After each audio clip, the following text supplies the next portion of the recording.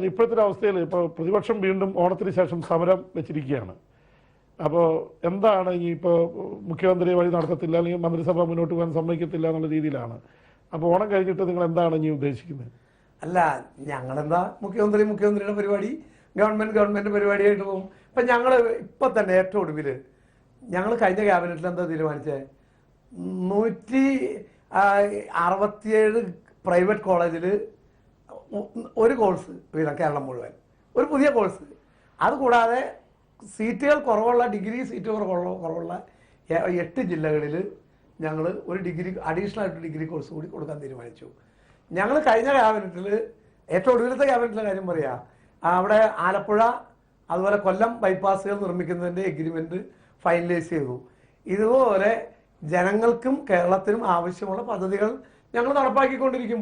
പ്രതിപക്ഷം ഈ ഗവൺമെൻറ് ഇപ്പോൾ പുതിയ സമരം നടത്തുന്നു, ഇപ്പോൾ പ്രത്യേകം പറയേണ്ട കാര്യമില്ല. ഈ ഗവൺമെൻറ് അധികാരത്തിൽ വന്ന അന്ന് മുതൽ തുടങ്ങിയതാണ്.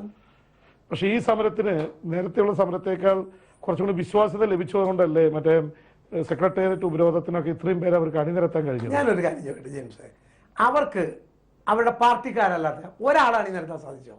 അവർ കർസേവയ്ക്ക് പണ്ട് BJP-കാർ വിശാല ഹിന്ദു പരിഷത്തുകാർ ആളുകളെ വിട്ട പോലെ പാർട്ടി കമ്മിറ്റി ആളുകളെ യാത്രയ്ക്ക് വിടുകയായിരുന്നു. ഒരു ലോക്കൽ കമ്മിറ്റിയിൽ നിന്ന് 5 പേര് അല്ലെങ്കിൽ 3 പേര് വീതം. അത് പാർട്ടിക്കാരല്ലേ, അവരുടെ പാർട്ടിക്കാർക്ക്. ഞാൻ കുറച്ച് കോൺഗ്രസ് പാർട്ടി വിചാരിച്ചാൽ ഇതുപോലെ ഒരു സമരം നടത്താൻ പറ്റുമോ? ഞാൻ അത് വിചാരിച്ചാൽ ഇതുപോലെ ഇപ്പം നടക്കുന്നു തോന്നുന്നു. കാരണം 24 മണിക്കൂറല്ലേ നിന്നോളൂ സമരം. അതൊക്കെ ഞങ്ങൾ വിചാരിച്ചാലും പറ്റും. അല്ല, എന്താ വെച്ചാൽ ഇവർക്ക് പാർട്ടി കമ്മിറ്റിയിൽ നിന്ന് ആൾക്കാരെ വിടാനുണ്ട്. കോൺഗ്രസിന്റെ പുനഃസംഘടന നടന്നിട്ട് എത്ര നാളായി? ഇപ്പൊ തന്നെ മണ്ഡലം, മറ്റേ ബ്ലോക്ക്, ജില്ലാ കമ്മിറ്റികളൊന്നുമില്ല. ലോക്സഭ തെരഞ്ഞെടുപ്പ് വരും, ജില്ലാ കമ്മിറ്റികളൊക്കെ ഉണ്ട്. കോൺഗ്രസിന്റെ പുനഃസംഘടന താഴെത്തട്ടിൽ വൈകിപ്പോയി എന്നുള്ളത് യാഥാർത്ഥ്യമാണ്. അതിന് പോരായ്മകളുമുണ്ട്. പക്ഷേ കോൺഗ്രസ്, ഞാൻ CPM-നെ ചെറുതായിട്ട് കാണുന്നില്ല. കാരണം അവർക്ക് ഏതാണ്ട് 3.25 ലക്ഷം മെമ്പർമാർ കേരളത്തിലുണ്ട്. 3 വർഷത്തിലൊരിക്കൽ അവർക്ക് ആ സംഘടനാ സംവിധാനത്തിൽ തെരഞ്ഞെടുപ്പ് നടക്കുന്നു. അവരുടെ തെരഞ്ഞെടുപ്പ് എന്ന് പറയുന്നത് ഞങ്ങളുടെ നോമിനേഷനൊന്നും വലിയ വ്യത്യാസമൊന്നുമില്ല. ഇപ്പം അവരുടെ ഒരു ലോക്കൽ കമ്മിറ്റിയിൽ ആ ലോക്കൽ കമ്മിറ്റി സെക്രട്ടറി വെക്കുന്ന പാനലിലല്ലാതെ വേറെ ആൾക്ക് ചരിത്രമുണ്ടല്ലോ. എവിടെ മത്സരിച്ച് ജയിച്ചാൽ അവരൊക്കെ പുറത്തു പോയിട്ടുണ്ട്. ഇപ്പം VS-ന്റെ കൂടെ മത്സരിച്ച് ആരാകത്തുള്ളത്? ഏറ്റവും CK പത്മനാഭൻ, CKP എവിടെയാ?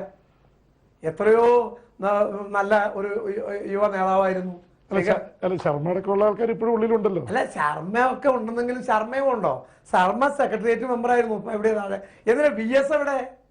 ഈ പാർലമെന്റ് തെരഞ്ഞെടുപ്പ് കഴിഞ്ഞാൽ VS LDF-ന്റെ പ്രതിപക്ഷ നേതാവായിട്ട് തുടർന്നു പോകുന്നുണ്ടോ? അല്ലാതെ ഇപ്പൊ എല്ലാ കാലത്തും പറയാറുണ്ട്, പക്ഷെ VS തുടരുകയും ചെയ്യുന്നു. അല്ല, VS തുടർന്നു, അതൊക്കെ VS ആദ്യത്തവണ മുഖ്യമന്ത്രി സ്ഥാനാർത്ഥിയായി പറഞ്ഞു, അതോടെ തീർന്നു. വീണ്ടും മുഖ്യമന്ത്രി സ്ഥാനാർത്ഥി. ഒരു കാര്യമുണ്ട്, ഒരു കേഡർ പാർട്ടി എന്നുള്ള ആ പാർട്ടിയുടെ എല്ലാ നിലപാടുകളെ മാറ്റി ജനങ്ങളിറങ്ങി, പാർട്ടി പ്രവർത്തകർ ഇറങ്ങി പ്രക്ഷോഭണം നടത്തി, ഹർത്താൽ നടത്തിയപ്പോഴാണ് VS-നെ സ്ഥാനാർത്ഥിയാക്കാൻ തീരുമാനിച്ചത്. അപ്പം മാർക്സിസ്റ്റ് പാർട്ടി ഒരു കേഡർ പാർട്ടി ആണെങ്കിലും അവരുടെ ഒരു ദയനീയാവസ്ഥ നോക്കണം. ഞങ്ങൾക്ക് അങ്ങനെ ഒരു സ്ഥാനാർത്ഥിയെ മാറ്റേണ്ടി വന്നിട്ടില്ല. അല്ലെങ്കിൽ ഒരു സ്ഥാനാർത്ഥിയെ പ്രവർത്തകർ ജാഥ നടത്തിയതിൻ്റെ പേര് നടന്നില്ല. തോൽവിയായാലും വിജയമായാലും ഞങ്ങൾ ഒറ്റക്കെട്ടായി കഴിഞ്ഞ പാർലമെന്റ് തെരഞ്ഞെടുപ്പ് ഞങ്ങൾ തീരുമാനിച്ച ആളുകളെല്ലാം നിർത്തി. അസംബ്ലി തെരഞ്ഞെടുപ്പ് ഞങ്ങൾ പോരായ്മകളുണ്ടാവും. പക്ഷേ ഇവിടെ പാർട്ടി പ്രവർത്തകർ ജാഥ നടത്തിയിട്ടാണ് VS-നെ 2 പ്രാവശ്യം സ്ഥാനാർത്ഥിയാക്കി. ഞാൻ ജെയിംസിനോട് ചോദിക്കുക, ഈ ഇപ്പം നമ്മൾ കണ്ടുകൊണ്ടിരിക്കുകയാണല്ലോ, ഇപ്പം VS-നെ PB-ന്ന് താഴേക്ക് ഇറക്കി, VS-നെ പ്രതിപക്ഷ നേതൃസ്ഥാനത്ത് നിന്ന് മാറ്റണമെന്ന് പറഞ്ഞ് ഒരു പ്രമേയം പാസ്സാക്കി അയച്ചു. പക്ഷെ കേന്ദ്ര നേതൃത്വം അംഗീകരിച്ചില്ല. പക്ഷെ കേന്ദ്ര നേതൃത്വം അപ്പം അതിനകത്തൊരു കാര്യം വ്യക്തമാണ്. കാരണം മാർക്സിസ്റ്റ് പാർട്ടി അതുപോലെ ഒരു ഗതികേടിലാണ്. കാരണം 5100 സീറ്റുകളിലാണ് 33 കൊല്ലം ബംഗാൾ ഭരിച്ചിട്ട് ഇത്തവണ പഞ്ചായത്തിൽ സ്ഥാനാർത്ഥി ഇല്ലാതെ പോയത്. തൃണമൂൽ എന്ന് പറഞ്ഞ ഒരു ദേശീയ പാർട്ടി പോലുമല്ല.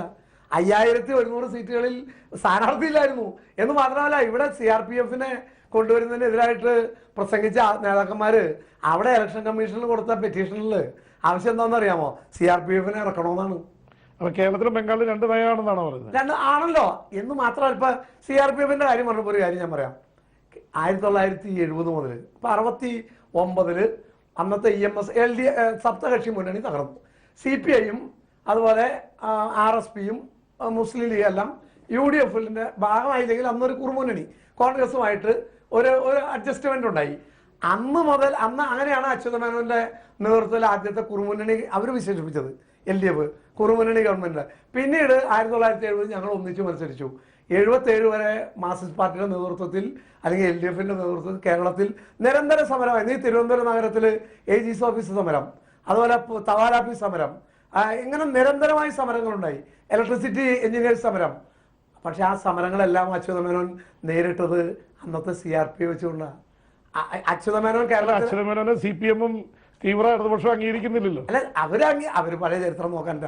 ഇപ്പോ ഭൂപരിഷ്കരണ നിയമം പരിപൂർണമാക്കി നടപ്പാക്കിയതെന്ന, ഇവിടെ മിച്ചഭൂമി ഏറ്റെടുത്തെന്ന അച്യുതമേനോൻ നേതൃത്വം നൽകുന്ന കോൺഗ്രസ് പിന്തുണ നൽകുന്ന ഗവൺമെന്റാണ്. പക്ഷെ CPI-കാർക്ക് ഇത് പറയാൻ ഇപ്പൊ നാണക്കേടാ.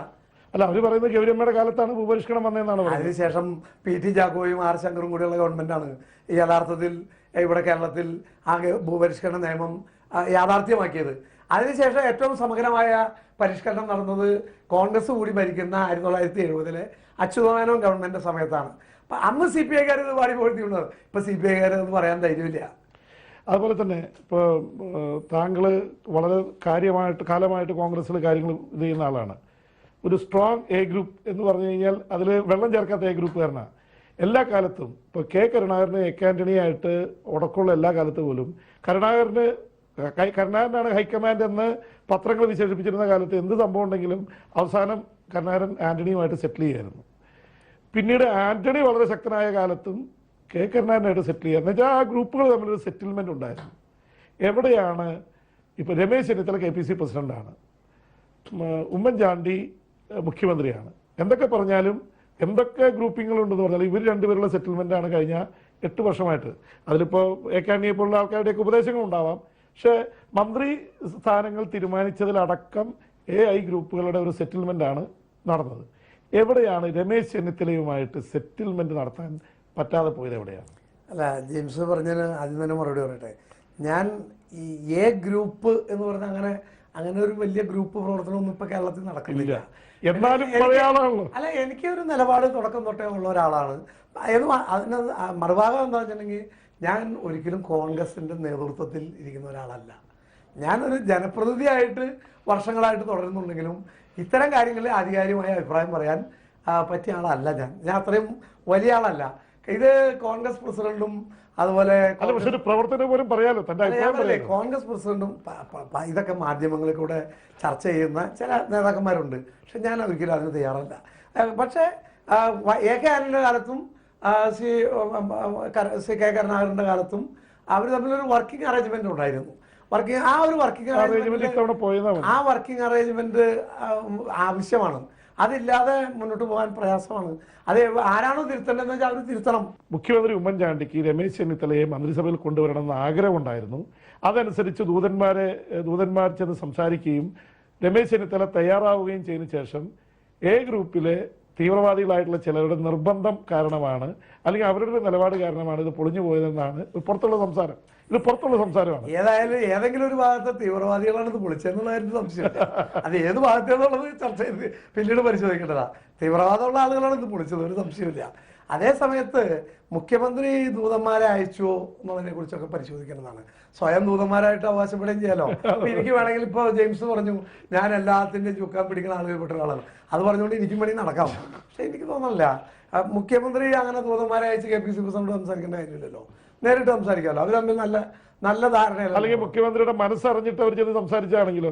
അങ്ങനെ മനസ്സ് തുറന്ന് എല്ലാവർക്കും വേണ്ടി എല്ലാവരുടെ മുമ്പിലും തുറന്നു വെച്ചിട്ടുണ്ടെന്ന് എനിക്ക് തോന്നുന്നില്ല. ഇത്തരം കാര്യങ്ങൾ KPC പ്രസിഡന്റ് അതുപോലെ കേന്ദ്ര നേതൃത്വം അവരെല്ലാമായിട്ട് മുഖ്യമന്ത്രിയും അവർ തമ്മിൽ ചർച്ച ചെയ്ത് തീരുമാനിക്കുന്ന കാര്യങ്ങളാണ്. മുഖ്യമന്ത്രിയുടെ കുടുംബാംഗങ്ങളെ, പ്രത്യേകിച്ച് മുഖ്യമന്ത്രിയുടെ മകളെ ഉൾപ്പെടെ ബന്ധപ്പെടുത്തിക്കൊണ്ട് നേരിട്ടും അല്ലാതെയും ആക്ഷേപം ഉന്നയിക്കുന്നത് കുടുംബത്തിൽ പറഞ്ഞ ആളുകൾക്ക് ചേർന്നതല്ല.